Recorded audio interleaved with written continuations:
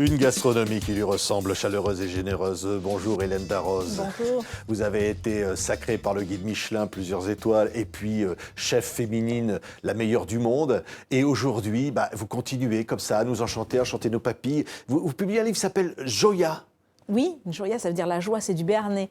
Ça veut dire la joie et c'est aussi le nom du restaurant qu'on a ouvert en septembre dernier. Et donc ce sont les recettes un peu du restaurant, des recettes. Mais pourquoi la joie au fond? Mais pourquoi la joie? Parce qu'on est des marchands de joie, des marchands de bonheur. C'est notre métier, nous les cuisiniers, les restaurateurs.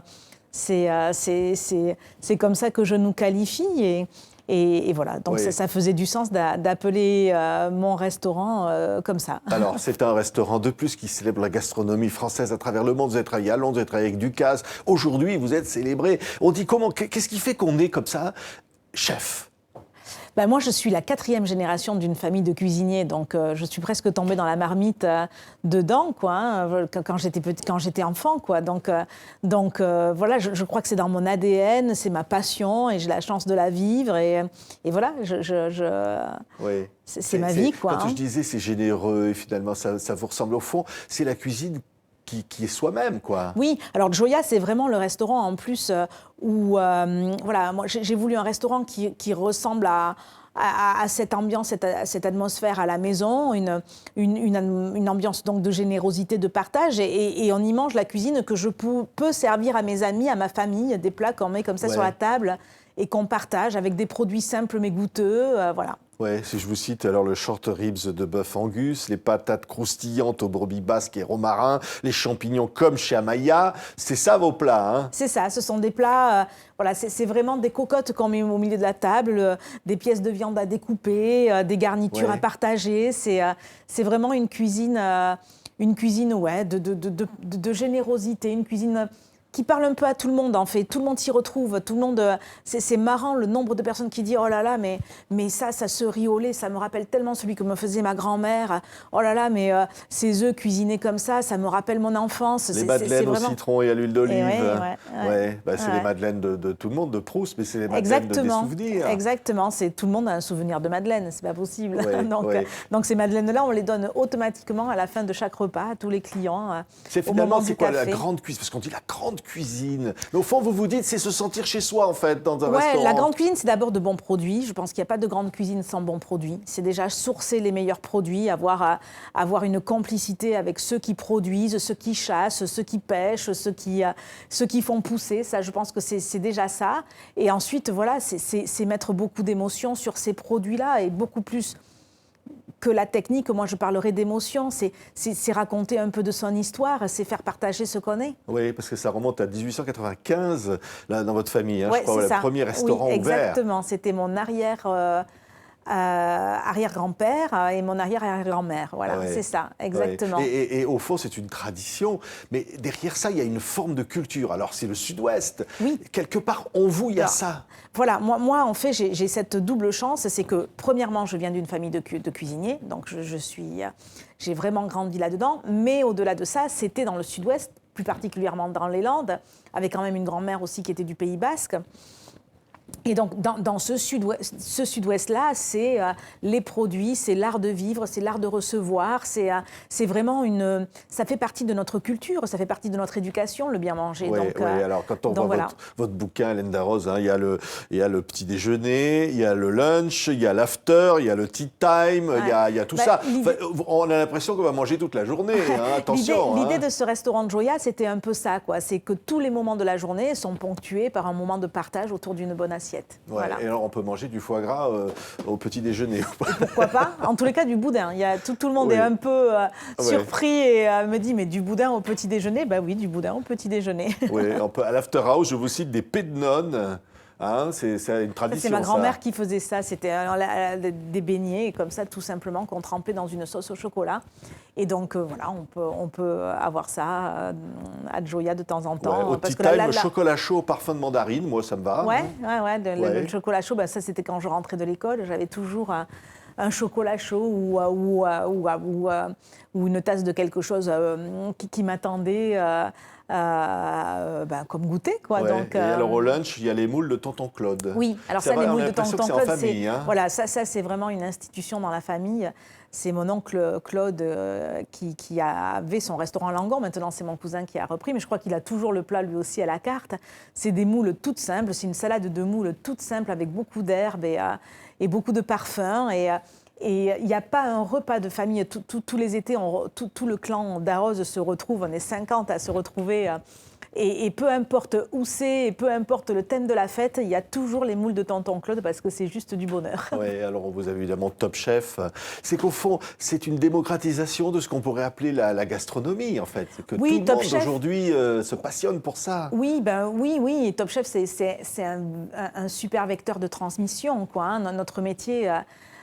c'est beaucoup de transmission tous les jours, hein, et le faire à l'image comme ça, à la télé, à travers Top Chef, hein, c'est avoir les moyens de le faire comme ça, c'est fabuleux, quoi, hein, c'est clair. Oui, et quand on est une femme, c'est plus facile ou c'est plus difficile? Écoutez, moi j'ai jamais trouvé ça difficile, donc je suis la très mauvaise cliente quand il s'agit de dire oh là là, qu'est-ce que c'était dur parce que j'étais une femme. Je sais que j'en ai discuté avec certaines autres collègues et elles ont dit ouais, c'était pas facile.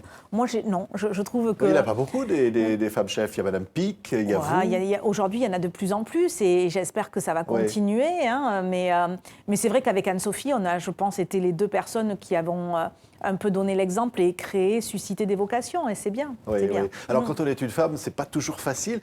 On vous présente aussi, alors, on va le dire, Hélène Darroze, vous êtes la plus grande amie de Laetitia Hallyday. Oui. On peut le dire, parce qu'aujourd'hui, il y a beaucoup de choses qui sont dites sur Laetitia. Elle est en ce moment au Vietnam.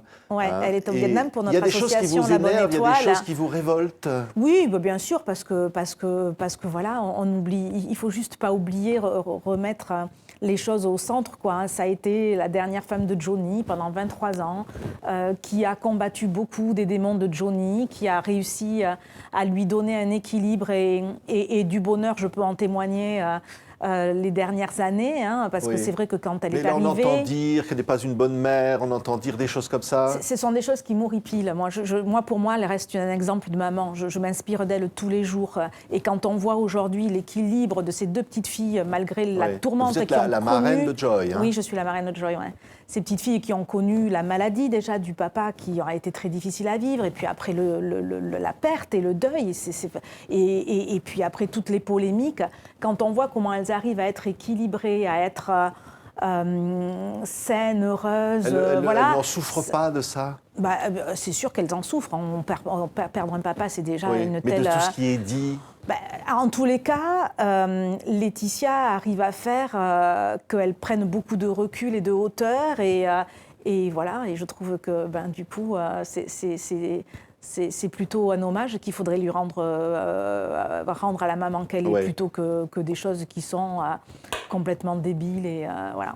C'est un peu trop facile. Et juste à un moment donné, il faut penser aux dégâts que ça peut faire déjà sur une femme qui est déjà en deuil de l'homme pour qui elle vivait. Je veux dire, c'était pas un secret, quoi. Hein. Toute la vie de Laetitia était centrée autour de l'homme de sa vie, hein, de Johnny. Donc c'est déjà très difficile, 18 mois après, d'essayer de se sortir de ce deuil et de tout ce qu'elle a vécu dans la maladie. Mais cette histoire d'héritage, elle voudrait en sortir aujourd'hui?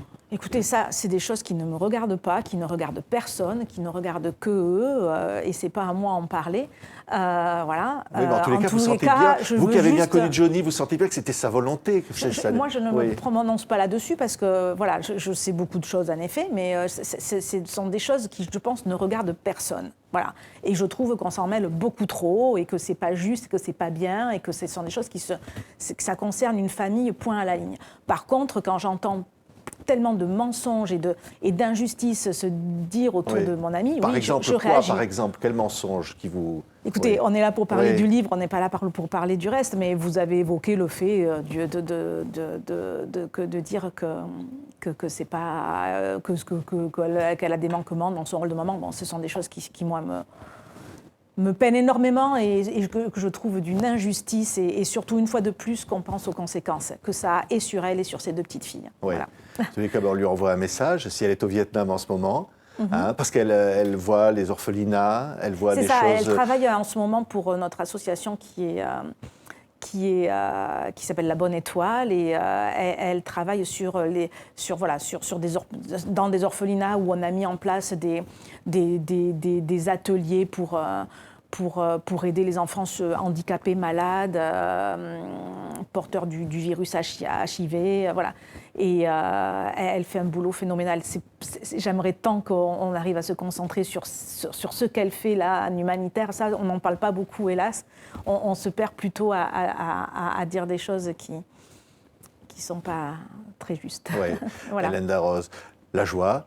Ben oui, c'est joie, vous l'avez partagé, je pense évidemment avec Johnny, d'autres moments. C'est la joie du bonheur. Finalement, la cuisine représente au fond cet échange, ce partage, ce bonheur de vivre que vous avez dans votre amitié avec Laetitia. La cuisine, c'est que du partage et c'est que du bonheur, voilà. Ouais.